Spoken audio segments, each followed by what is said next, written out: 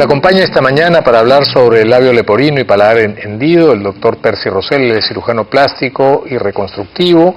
Además tiene un entrenamiento en cirugía craneofacial. Es especialista del Hospital Edgardo Rebagliati Martins de la Red de Salud.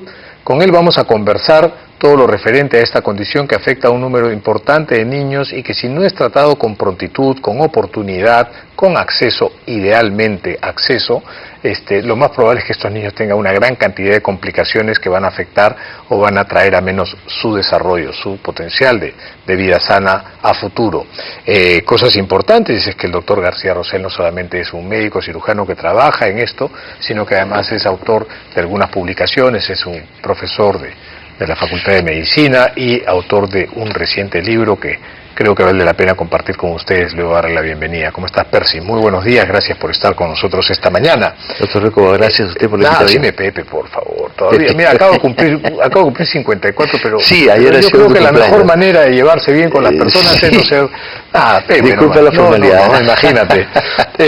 Percy, permíteme más bien tutearte. Sí, por favor. Veo que has escrito un libro que lo acabas de publicar. ¿Sobre qué habla? Sí, bueno, ese libro es de publicación del año 2015.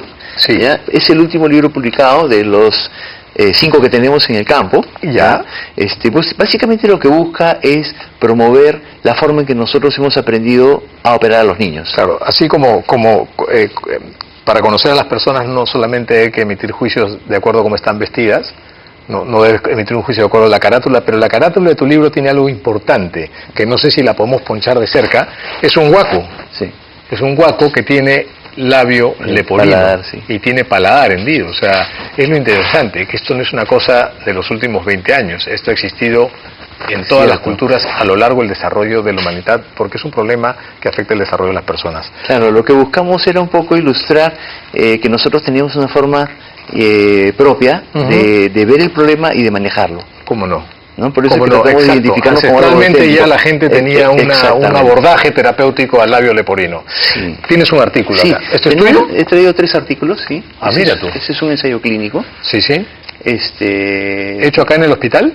No, esto se ha hecho a través de las fundaciones que nos apoyan, que son Smile Train y Resurge de Estados Unidos. Ya. Tenemos también una publicación reciente en fisura labial y otra también en una técnica de paladar. Sí. Que bueno, ¿me lo puedo quedar para por verlo? favor, sí, justamente los traje para que los puedas leer con calma. La idea un poco es la siguiente, ¿no? Cuéntanos. Yo creo que hay una evolución en la práctica médica. Sí, claro. Primero nosotros vemos a los maestros, los tomamos como modelo e imitamos lo que ellos hacen. Así es. Son los primeros años, probablemente los 10 primeros años. Sí. Luego nosotros pasamos una etapa en la cual empezamos a pensar y analizar lo que hemos hecho y tratemos de buscar respuestas para mejorar. Y entonces modificamos las cosas un poco. Así es. Que puede ser los siguientes 10 años si queremos darles tiempos, ¿no? Y luego llega un momento en el cual tú dices, ¿sabes qué? Vamos a plantear alternativas que puedan mejorar nuestros resultados y muchas veces viene la propuesta original. Lo extraordinario del mundo de la medicina, y quiero hacer un paréntesis, es que los médicos no nos sentamos de brazos cruzados conformándonos con una explicación o con una respuesta. Correcto. No hay axiomas necesariamente en medicina, no hay verdades absolutas. Los médicos siempre investigamos y no nos cansamos de investigar, aunque a veces el camino nos lleve aún sin salida, aún sin retorno. Sí. En labio leporino, que es el tema que nos convoca esta mañana, Percy, tenemos que saber diferenciar lo que es labio de paladar. ¿Qué cosa es el labio leporino? ¿Qué cosa es el paladar hendido? ¿Vienen las dos condiciones juntas? ¿Quiénes son los bebitos que más riesgo de nacer con esta condición tienen en un país como el nuestro? Bueno, a ver, vamos a poner orden a las preguntas. En primer lugar, este es un problema que se gesta en las primeras semanas de vida. ¿Ya? En el cual la formación... En las primeras semanas de vida intrauterina, de vida fetal, digamos. Intrauterina, correcto. ¿Ya? Entonces, ¿qué pasa? Que los segmentos que forman la cara se hacen de ambos lados, son segmentos que se van uniendo en la línea media de la Así cara. es. Se encuentran en la línea media. Y muchas veces no se llegan a unir en determinadas partes. Ya. Puede ser en el labio, ¿no? Paladar. Y eso determina de que al que no va a haber esa unión quede un espacio. Ok. ¿No? Entonces normalmente se fusionan y esto no ocurre. Esto puede ocurrir entre la tercera o octava semana de vida intrauterina. Es muy precoz. O sea, nosotros somos como una especie de disco así plano que nos vamos juntando hacia el medio. Exactamente. Y deberíamos estar completamente unidos. Correcto. Por eso es que un lado es idéntico al otro. Exacto. Esto no pasa en algún momento con estos niños. En algún momento esa ahí perfecta hay unión. exacto, hay un factor. Ya. Evidentemente los genes traducen, Sí, que claro. están en las células, en sí. el núcleo de las células, traducen de alguna forma todo lo que nosotros somos. Así es. Tanto por fuera como por dentro, el funcionamiento y lo externo. Ujú. Entonces, hay factores que intervienen, se considera multifactorial, sobre algunos genes que determinan que no se produzca esa unión. Ya.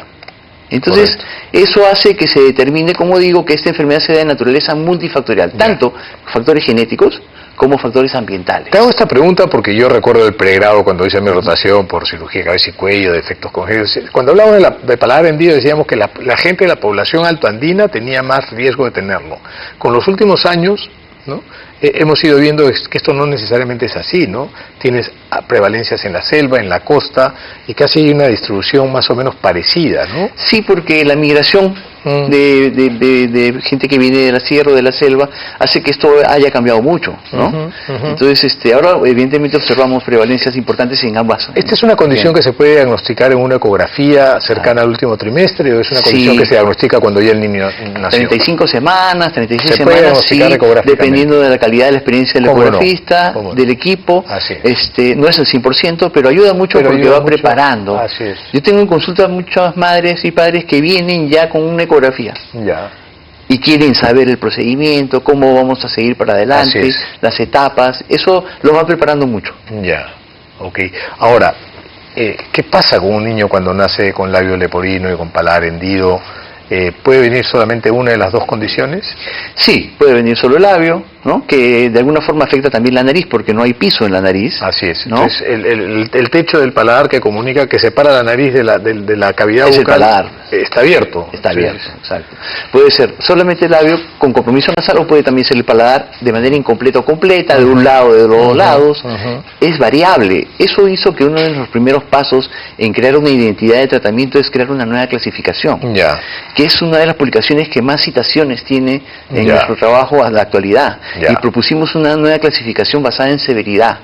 ok. Y eso nos dio el pie para poder proponer un protocolo de tratamiento, ¿no? ¿Cómo no? ¿Cómo estamos en el Perú en cifras? ¿Cuántos niños se calcula que nacen con esta condición? Es Al año. importante destacar lo importante que representa esta patología. Se piensa que a nivel mundial en general, antes de ir a Perú, se piensa que cada minuto nacen 10 niños con fisura en el mundo. 10 niños por minuto, o sea, 6 niños por hora. ¿Pero 10 niños por minuto? No, En perdón, el mundo. 10 niños por minuto en el mundo. En el mundo. Estamos Es una hablando patología de en frecuente. 60 minutos, estamos hablando de 600 niños por hora. Así es. Es un montón.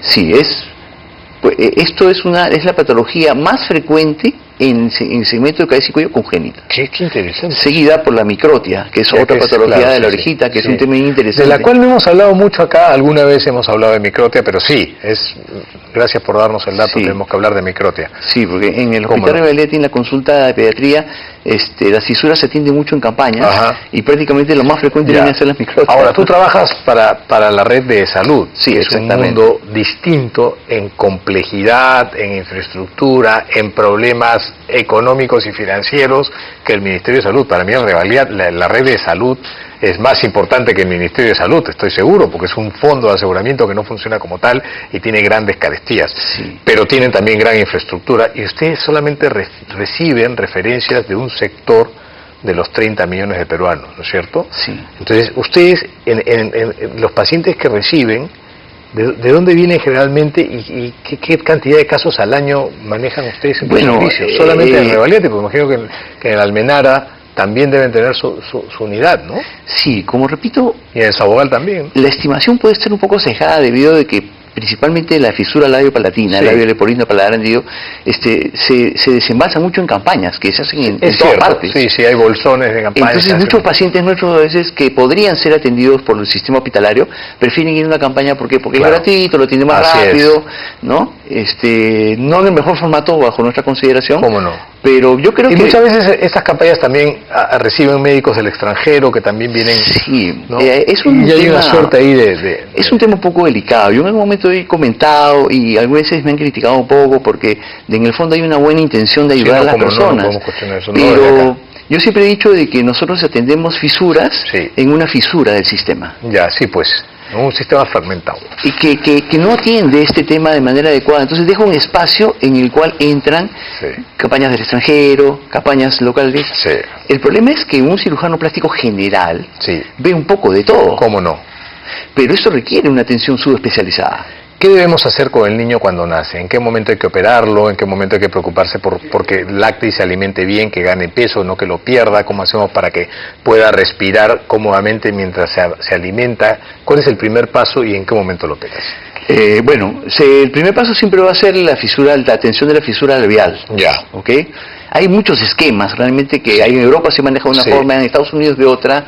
Eso puede crear un poco de confusión, ¿ya? Pero podríamos decir casi con consenso de que a los 3 meses se debería operar la fisura labial con corrección nasal. ¿Ya? Eso va a permitir que el niño empiece a alimentarse un poco mejor, hasta que llegue el año de edad aproximadamente en el cual se corrige la fisura palatina. Correcto, o sea, primero es el labio y la nariz y luego es el paladar. Posteriormente el paladar. Pero son 3 meses. En esos 3 meses, ¿cómo se alimenta el niño? El niño, en realidad la experiencia nos ha mostrado de que a pesar de que hay una serie de dispositivos que ayudan, la forma más adecuada es tener una posición adecuada, tener al niño sentadito, porque uno de los problemas es que traga mucho aire, porque tiene una apertura ampliada. Entonces eso le genera molestias, se atoran con frecuencia. ¿Cómo no? Entonces hay que buscar una posición adecuada sentadito para que incluso el niño sin dispositivos adicionales pueda amamantarse, pueda tomar su leche sin complicaciones. No, tener calorías, ganar peso para que es muy importante para poder operar bien. Para la cirugía. Pregunta del millón, Percy, para que nos cuentes un poquito después al final cómo se viene este año para ustedes. El habla, el tema del lenguaje, para que no tenga dislalias o algún trastorno. ¿En qué momento manejas eso? Es muy importante. ¿Por qué? Porque creo que principalmente va a depender, es cierto, de una buena cirugía, pero también va a depender del tipo de fisura. Porque los niños que tienen fisura bilateral o palatina incompleta se parecen mucho, a la vista no, pero funcionalmente se parecen. Porque los pacientes que tienen fisura palatina incompleta, un porcentaje importante son sindrómicos. ¿Cómo no? Claro. Y tienen más problemas de habla, tanto parecido como los bilaterales. Sí, correcto. Entonces, estos niños requieren hacer una corrección palatina y posteriormente hacer una rehabilitación a través de terapistas de voz y habla. Y observar la evolución. ¿Cómo no? Un porcentaje de ellos puede ir a cirugía correctiva de la voz a los 5 años, a través de tratamientos que se hacen en la faringe, ¿no? ¿Cómo no? Percy, te agradezco muchísimo, tenemos que seguir conversando acerca de esto, tienes que ir contándonos cuáles son los avances que tienes en tu servicio y bueno, las próximas publicaciones también. Sí, bueno, en el servicio estamos con proyectos importantes para poder desarrollar, que espero se consoliden, que me gustaría, bueno, cuando estén consolidados poder hablar de ellos. Cuenta con nosotros. Sí, cuenta con nosotros. Gracias por la invitación. A ti por venir. Muchas gracias por estar con nosotros. Percy ha sido el doctor Percy Rosell, cirujano plástico reconstructivo, especialista en paladar hendido y labio leporino. Nos damos una pausa y más adelante venimos a hablar sobre neuroeducación.